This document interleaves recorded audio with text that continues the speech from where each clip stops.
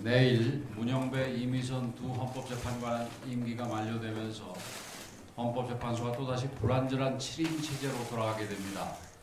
헌정 공백을 막기 위해 한덕수 권한대행이 2명의 재판관을 지명했지만 어제 헌재는 지명의 효력을 정지하는 가처분 인용 결정을 내렸습니다.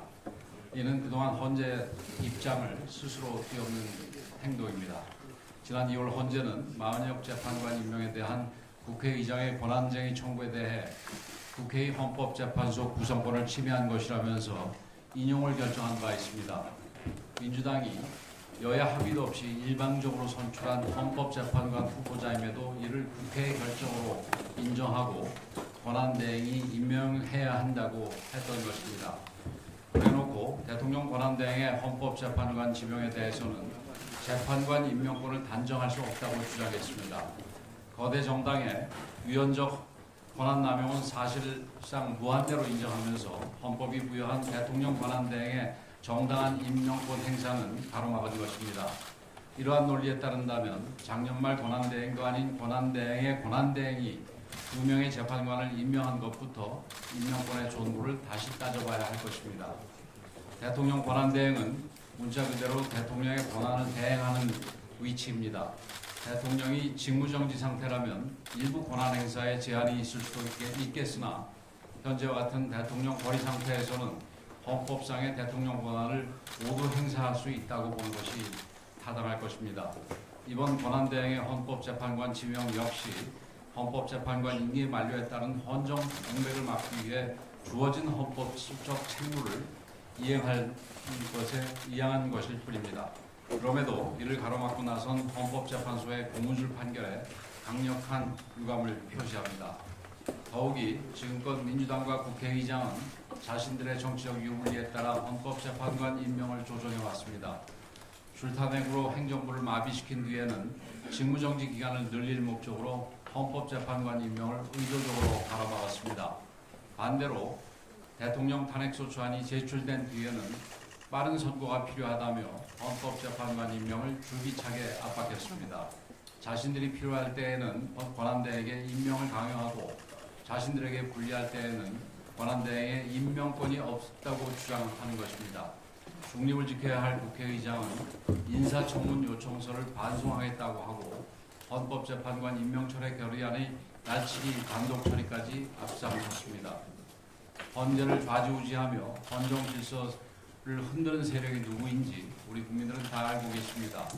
권한을 남용하는 장본인은 권한대행이 아니고 바로 거대 민주당입니다. 그런데도 헌재는 이러한 위헌적 의회 독재를 꾸짖기는커녕 오히려 민주당의 논리를 앵무새처럼 복창하며 거대 정당의 시종 역할을 자처하고 있습니다. 이러니 헌재에 대한 국민의 신뢰도가 계속 추락하고 국민들 사이에서 민주당 헌법 출장소라는 비판까지 나오는 것입니다.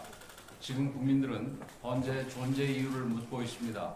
이에 답하는 길은 본안 판단에서 올바른 결정을 내리는 것뿐입니다. 민주당 역시 헌재를 하명기관 취급하고 흔드는 망동을 즉각 중단하기 바랍니다.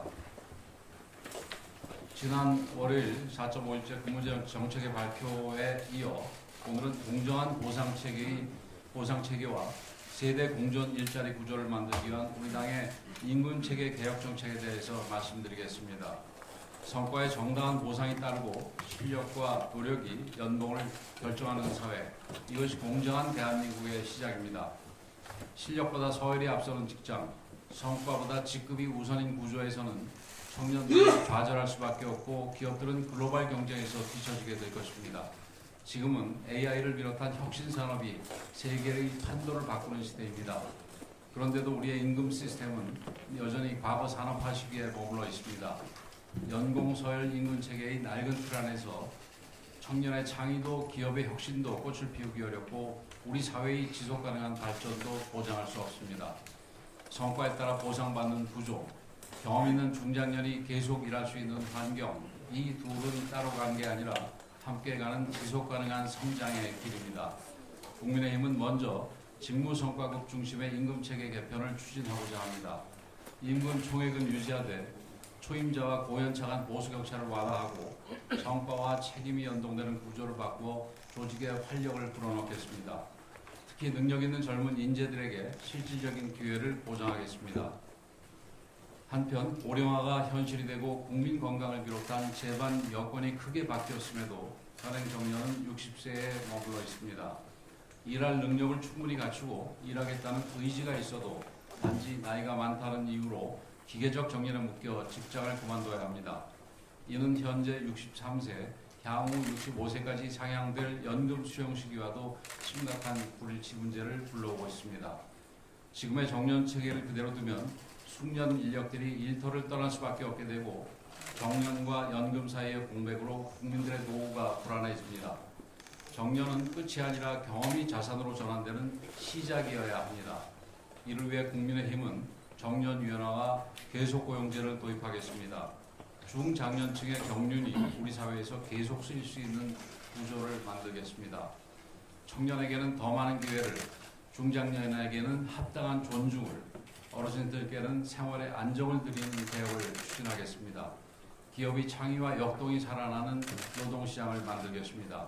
일한 만큼 성과를 받고 끝까지 일할 수 있는 나라를 국민의힘이 책임지고 이뤄내겠습니다. 이번 대통령 선거의 재외국민 국외 부재자 신고와 재외선거인 등록 마감일이 일주일 앞으로 다가왔습니다. 조기 대선으로 통상 90일 동안 진행되던 등록 기간이 20일로 줄었지만 세계 곳곳에서 많은 분들이 소중한 한 표를 등록에 나서고 계십니다. 진심으로 감사드립니다. 현실적으로 투표소 접근이 쉽지 않다는 점도 잘 알고 있습니다. 원칙적으로 공관에만 투표소가 있어서 먼 길을 가야 하는 경우도 많을 겁니다. 현행 제도의 한계입니다.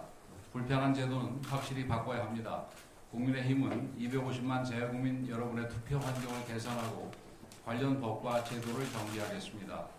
해외에 계신 재외국민 여러분들께서도 대한민국의 소중한 주권자들이십니다. 여러분들의 한 표 한 표가 조국의 미래를 결정짓는 중요한 선택입니다. 조국 대한민국이 자유와 번영의 길을 이어갈 수 있도록 소중한 한 표를 올바르게 행사해 주시길 부탁드리며 국민의힘은 재외국민 여러분들의 뜻을 제대로 반영하기 위해 더욱 최선을 다하겠습니다.